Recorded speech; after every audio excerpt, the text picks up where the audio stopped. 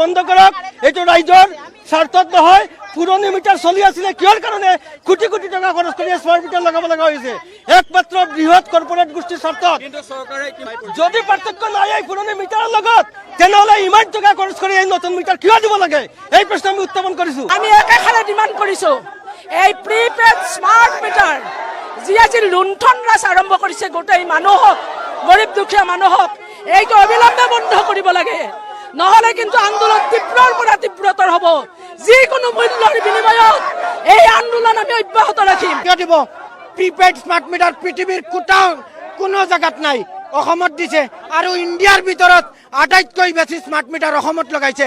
কাৰণ অসমৰ মুখ্যমন্ত্ৰীৰ পৰা আদানীয়ে পইচা পাইছে আৰু আদানীৰ কোম্পানীক অসমৰ ইলেক্ট্ৰিচিটি বিক্ৰী কৰি দিয়া হৈছে, অসমৰ ৰেল বিক্ৰী কৰি দিয়া হৈছে, এয়াৰপৰ্ট বিক্ৰী কৰি দিয়া হৈছে, চিৰিয়াখানা বিক্ৰী